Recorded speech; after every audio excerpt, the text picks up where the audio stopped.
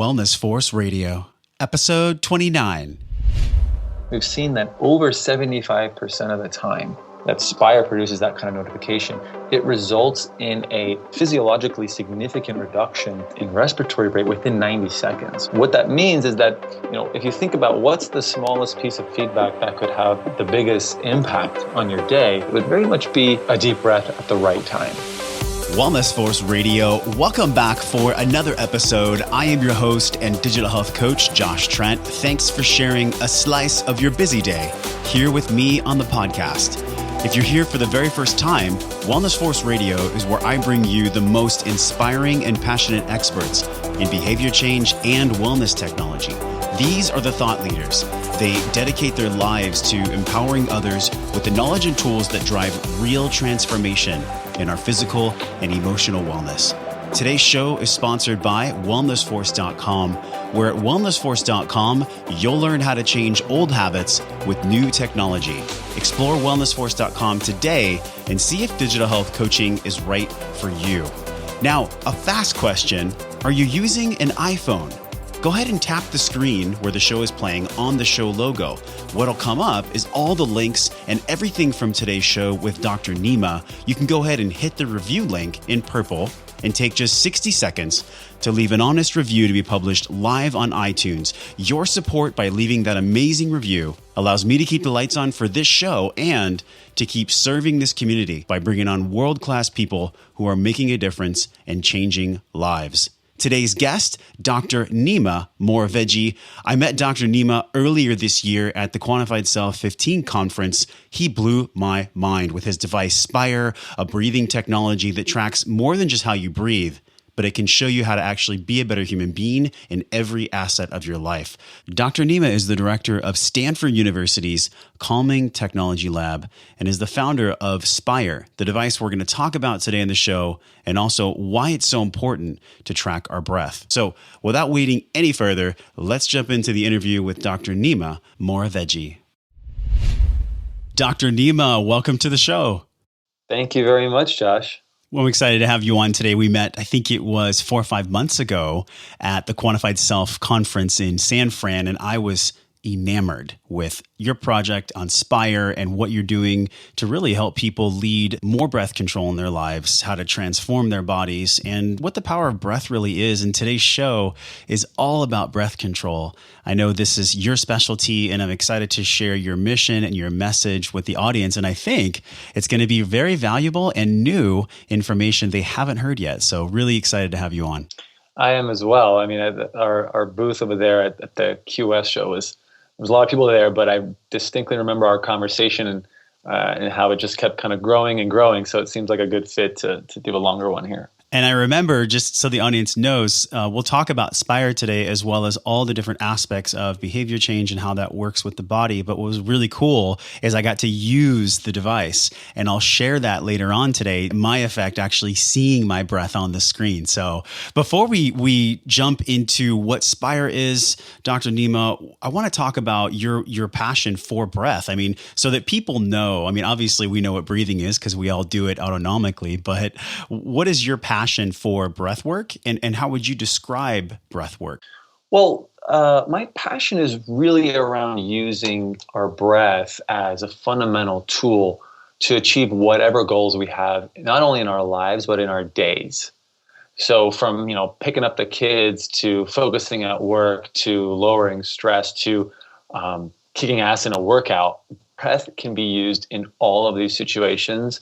It's very, very powerful. It's really our way in to our nervous system, if you understand what I mean. So what happens is when there's so many different things happening in the body with heart rate and skin conductance, sweating, all these things, breathing is just one of them. But breathing is also so unique because you can change your breath immediately.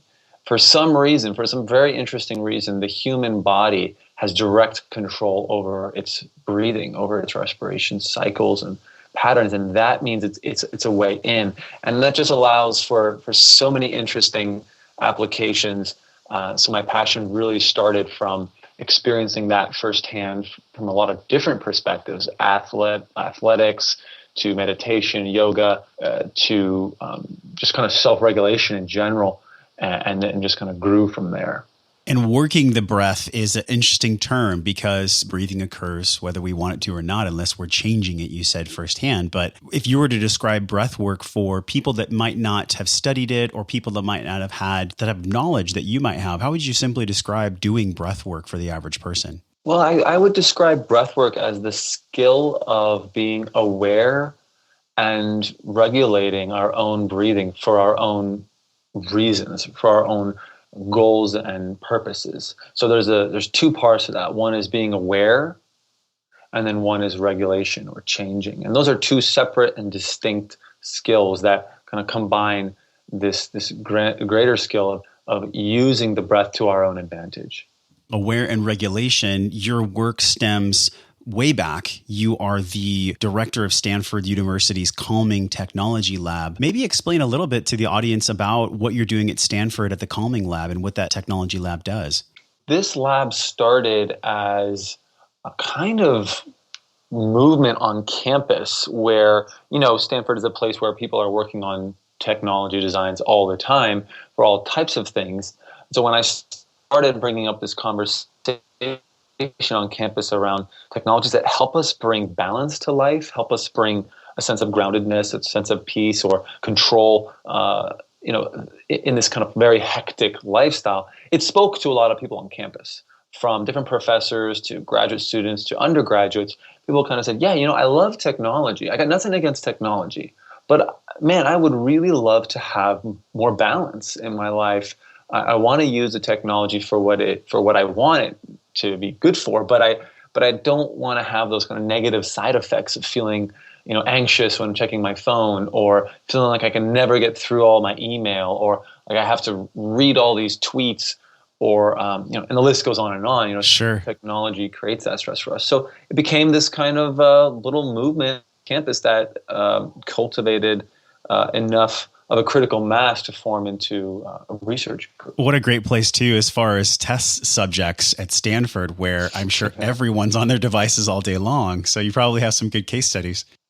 Yeah, we do, and we also try to go outside of campus quite a bit into the Bay Area and work with users from different walks of life as well.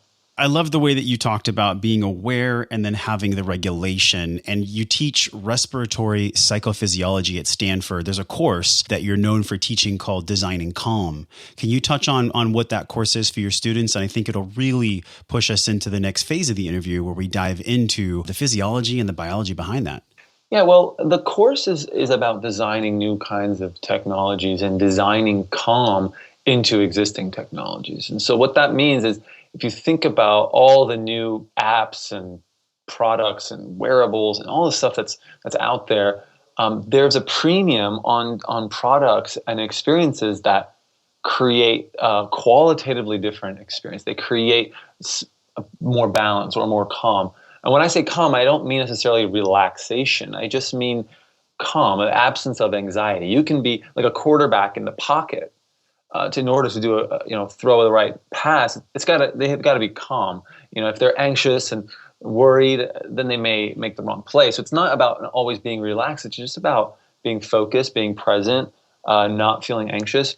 And so how can we create technologies that help users cultivate that feeling? So in the class, we actually bring students through the physiology and psychology of stress, anxiety, worry, how to avoid those things, what causes those things for users, and then how can they redesign technologies in light of this. So if you imagine an email client that was designed from the ground up to avoid the stress or minimize the stress that they often create, that would be a different kind of email client. And that's the kind of thing that we explore in the class and that we prototype and test with users every year.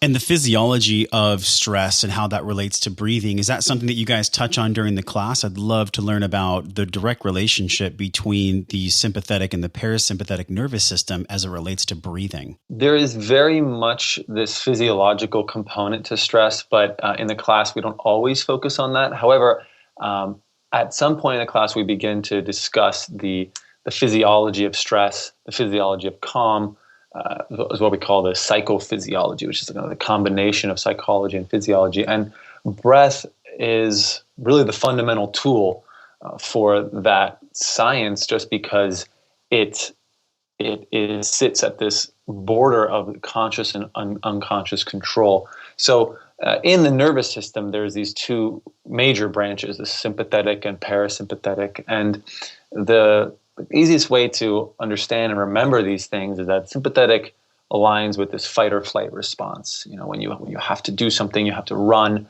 you have to act, you're activated, you're aroused, you're just kind of ready to do something. Whereas parasympathetic aligns with the rest and digest system. So, when you're sleeping, when you're at rest, when you're giving yourself a break and your body can, digest food or prepare for sex or to, think in a different way. Sympathetic is not so much about complex problem solving as much as it is about reacting and moving, physically moving, running, or fighting, right? So those are and this is like rule of thumb for understanding this system. And there's a lot of changes that happen in the nervous system across these two sides. For example, as regards to the breath, as it relates to the breath, when you're in sympathetic activation, breathing rate increases, right? Your heart rate increases. You start sweating. There's a whole bunch of things that happen. Cortisol's dumped into the bloodstream, adrenaline. And then in parasympathetic, it's usually the converse. So breathing slows down, heart rate slows down, a number of different things happen. So that is, we definitely teach that in the class, and we use that, we experience that, we experiment with that on ourselves a bit, just to experience these different states. What does that look like? Do you guys have sessions where you hold your breath, or you put people in these fight or flight situations and monitor different biomarkers? Yeah, well, there's two major things that we do in the class. One is we do different kinds of meditations and breath slowing, but also you can actually simulate the fight or flight response by manipulating the breathing and actually breathing faster on purpose in certain ways. And then actually observing how that feels to you. It increases your heart rate, and you can actually simulate this kind of anxious state of mind. We do with the kind of guided audio tapes in the class, but it's pretty amazing that you can kind of fake it and it actually affects you.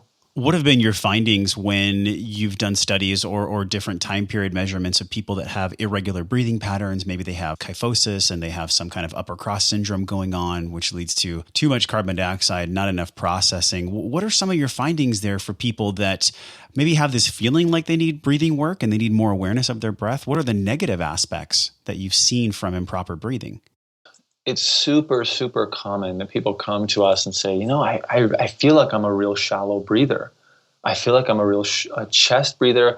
I feel like I get out of breath from time to time, or I'll stop and realize, wow, I'm not even breathing. I'm just holding my breath so much just while looking at an email or typing a text I'm raising my hand. I think that's me sometimes. Yeah.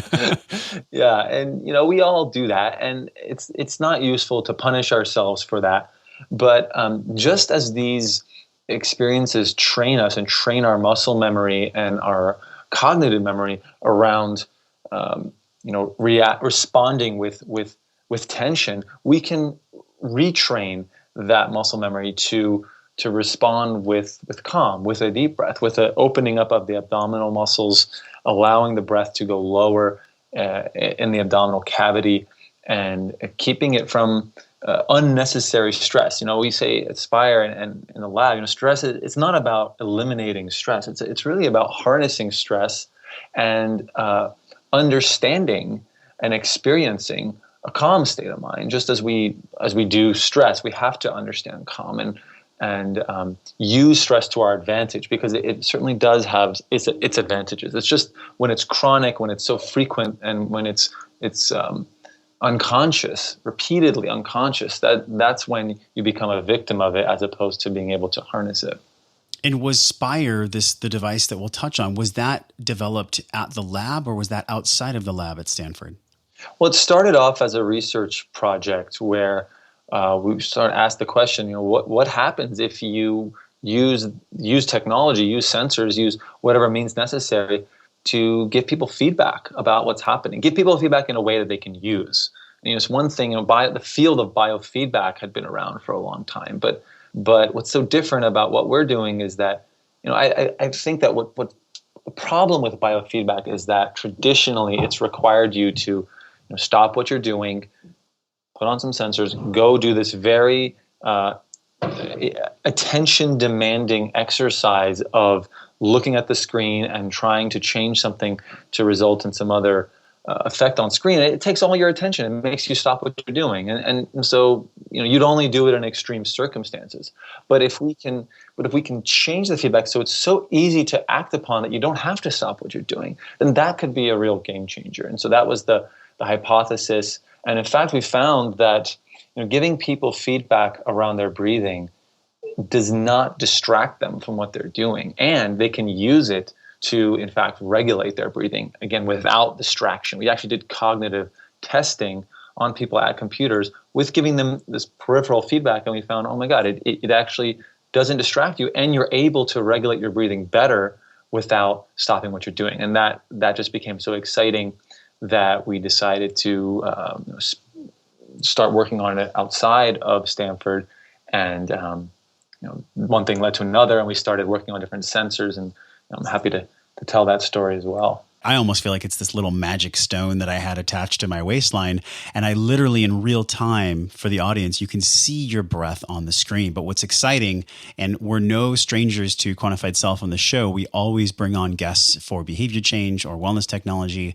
The power of self-quantification and of tracking, what you can measure, you can effectively manage. And the breath is no different. In the market right now, this is the only device that I see that has really created a fun way and a fun user experience. So I'm sitting there at the conference, I'm talking to Dr. Neema, he's taking me through a little bit of a guided walk verbally, and I'm watching my breath and my heart rate kind of change on the screen. And I thought, what if I had little notifications throughout my week that told me, hey, Josh, take 3 deep breaths right now because we've noticed that you haven't been. Can you talk about what Spire is and why you created it? Yeah, it's very much this idea of doing for the mind what's already been done for physical activity. So if you look at pedometers, and what Fitbit has demonstrated so well is they took this concept of physical activity and they boiled it down to its essence, simplified it so it's super actionable. And kind of said they boil it down to step, actually. And that just made it really easy to kind of say, okay, I don't necessarily need to go to the gym, but I can walk to, the parking lot or wherever I'm going and take these extra steps. So we kind of were inspired by that, but very much focused on the mind aspect of health. And we boiled that down to its essence, which turns out to be a breath. Because the breath is reflecting the mind so much, and it can be and is so actionable. So what it does is we actually shaped it like a stone. It looks like a stone. It's very much intentional, and you clip it to your pants, or you can also clip it to a bra for women. It doesn't even have to touch your skin. What it's doing is looking and sensing the expansion of your abdominal cavity, your thoracic cavity, as you inhale and exhale.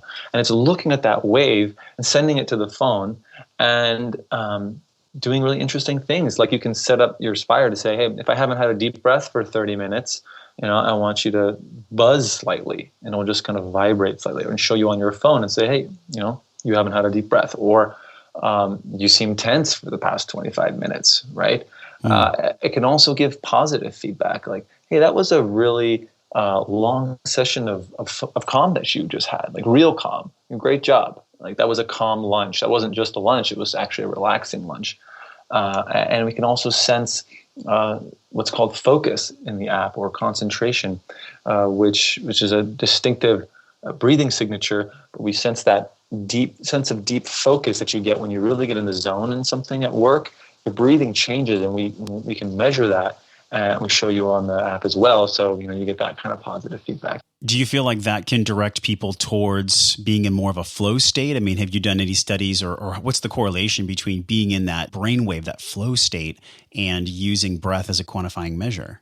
Yeah, that's all based on laboratory studies of what happens to your body and your brain and your physiology when you're focused on something, but you don't feel aggravated about it. You don't feel anxious about it, yet you're aroused and you're very focused. And it results in a different physiological pattern, and that's indicated in the breathing. So there's less variability in the breathing pattern, and we're able to pick that up.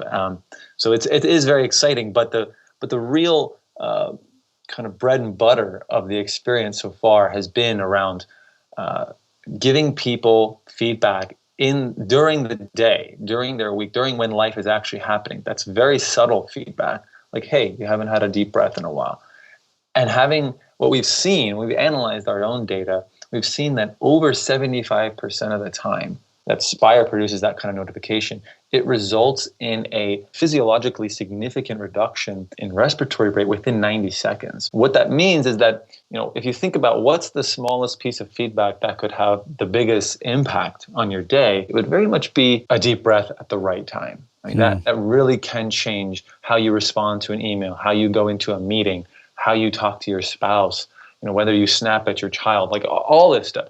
A deep breath at the right time is so simple to do, and yet so powerful. And we're having that exact impact on people, and so it's super exciting. And what comes up for me when I'm listening to you is I would like to immediately start using Spire and cross-reference it to those times where I want to be more emotionally present. Because I think something that I'll just touch on, I've struggled with, is the ability to manage my emotions to the most optimal degree in stressful situations. And I'm curious, in your own life, have you used the device in your own life and noticed a behavior change of your own, or with maybe some people that you've worked with? Oh, there's no question. I mean, just at work on its own, when I'm doing email or when I'm working on something and that notification comes up, every single time, and that's a big statement, but I would venture to say every single time it's produced like, okay, yes, I could be doing this better. Okay, yes, I could be doing this in a less emotionally reactive place. Oh, yes, I mean, I could be doing this in this slightly better way. And that really helps us align with our true intentions and our values. Of course, it helps us reduce stress, and that's great, and that's really important. But the positive side of that, the exciting, aspirational side to that, is that it helps us be our best at work and at home. And so I've seen this. There's the notification itself, which is of course very, very powerful and very useful, and then there's the training that notification imbues on you. Because then what happens is you just wearing Spire makes you feel that awareness of your breath and that awareness of what's happening. This is a great point. I want to touch on this, and it's something that I discussed with Ariel from Muse, the CEO of Muse, where just having the presence of the device on your body already is a cue psychologically to put you into the state you're working towards. Do you feel like that's what's happening with Fitbit, and that's what's happening with Jawbone and any kind of device that we're physically, wearing or we're using on our body? Is it already starting to create that positive change just by us wearing it, or are there deviations from that?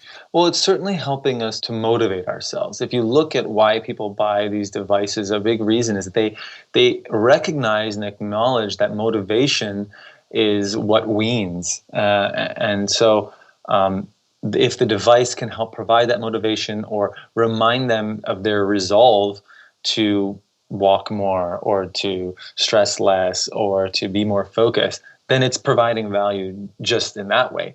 Of course, the feedback is what's really valuable, but definitely when it comes to wearing it and reminding yourself of your motivation for it, it's very powerful. And I think what's unique about calming is that, like you had touched on earlier, calming doesn't mean that you're completely still and you're breathing perfectly and you have your legs crossed and you're sitting in a Zen forest. Calming could also be a state of focused attention. And I don't know anyone in my circle or outside of my circle that couldn't use more focused attention. My question is, when we talk about the healing aspects, though, beyond just that emotional presence, what are some of the ways you feel that Spire can lead towards healing through breath for people? So is there ways that Spire can really move the needle for people's behavior change towards healthier habits outside of just breathing? Absolutely. I mean, so there's a couple examples that come to mind. One is that device-guided slow breathing has been shown to be an effective means of lowering blood pressure, because when you get into a calm state, you do lower your blood pressure. It's also been shown to increase heart rate variability. The simplest way to increase heart rate variability is to slow down your breathing, ideally around 6 breaths per minute, and give your heart time to change its rate according to the inhale and exhale. So it's a very direct impact on that. And also you have things like mindful eating. If you're able to measure your breathing and your state of mind while you're having a meal, this can help you be more mindful about not just what you eat, but how you eat, which can then change how much you eat, if you're actually tasting your food and so on. And then you have so many different applications where a general sense of being present to your state of mind and your state of body can help you make decisions in a different way. These are things that are harder to measure, but we've been hearing from our users, for example, just things like, wow, I really need to take a break and go walk around the building.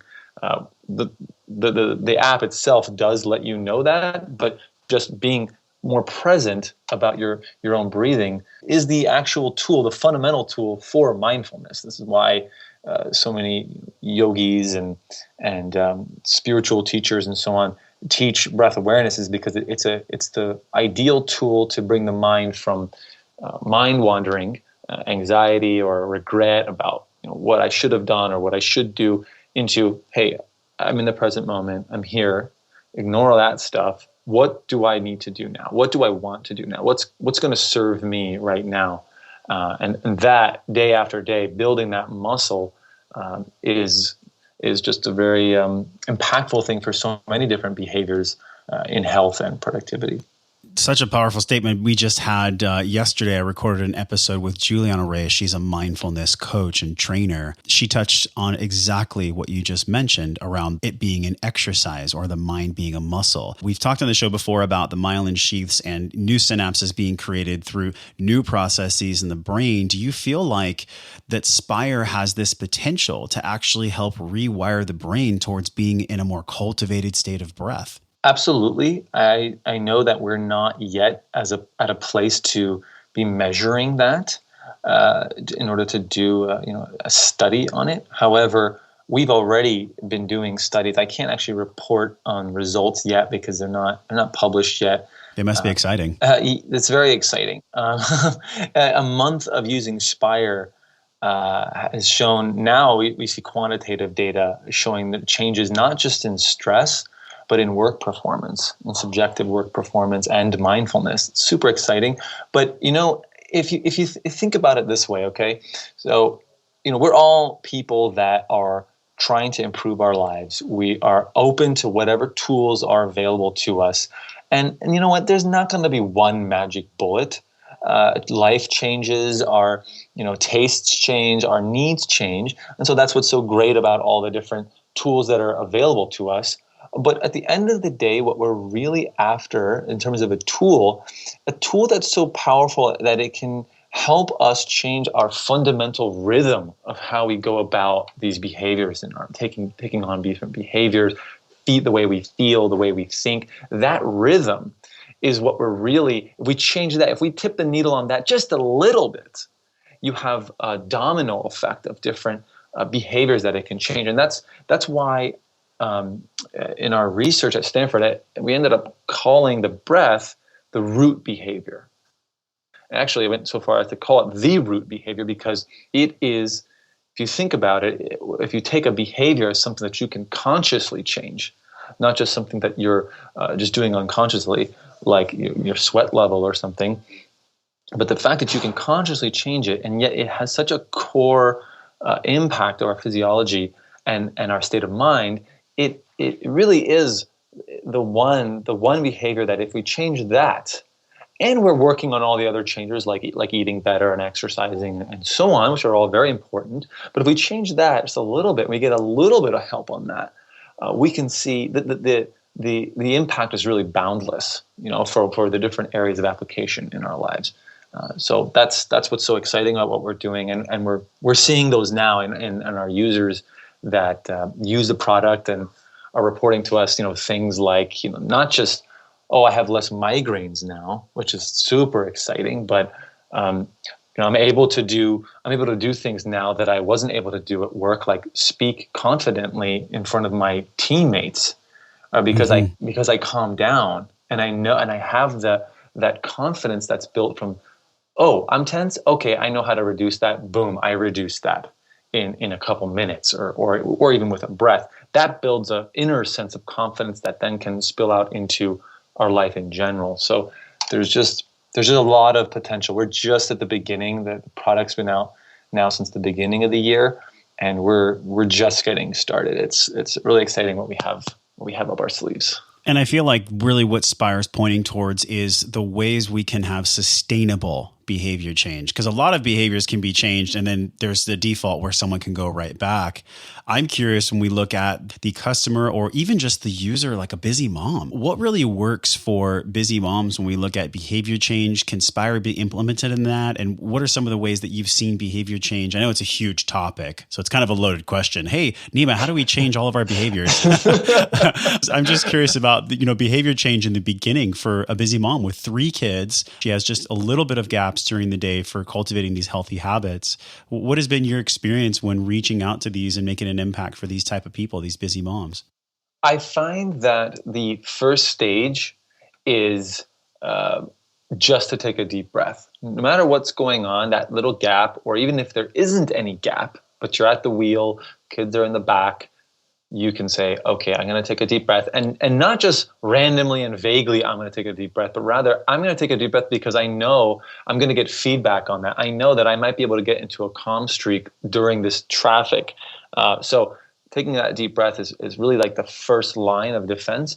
But then what happens is the focus on a particular behavior, which, like you mentioned, can end up changing. You might get into taking walks around your house for a month or something like that. And then that might change. And I don't think that's necessarily a bad thing that it changes.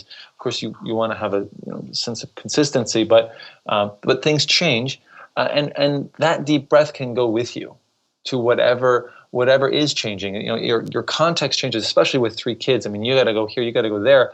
You can take that deep breath with you and apply it to listening better to your kid, to not being stressed in traffic, to focusing when you need to. You're watching a soccer game and you really want to stay focused. I mean, it really doesn't matter in terms of what the behavior is. Just know that the way you're bringing yourself to that behavior can really have a difference. I think about someone who is really busy, and it could be a mom or a dad or just any busy working person. And sometimes from clients that I've worked with before, there's just it not being a priority, behavior change not being a priority, or they don't have the resources or the tools or the time or what it might be. Do you feel like with Quantified Self, just as a movement, that can be a powerful tool? What mindset does someone have to be in to even accept self-quantification as a possibility? Yeah, that's a really cool and good question. I have a daughter, she's 2. And we run this company in the lab. Life is busy. And I think that the notion of behavior change can be intimidating to people, even when you focus on baby steps and just tiny behaviors. But I do think that there is a mindset that is important to cultivate, that quantified self, or let's just say feedback, because, I think the bigger name of the game is feedback there, not necessarily quantifying things. But when you have a mindset of, let's call it resilience, I think that, one word that comes from me is empowered, feeling empowered. Feedback, it makes you feel powerful, because the things that were once intangible and kind of floating around in your head are now real things. And when you change them, you feel empowered and you build confidence and agency. And when you have that, that's a very powerful mindset, because like we all know, life happens and you can't control that.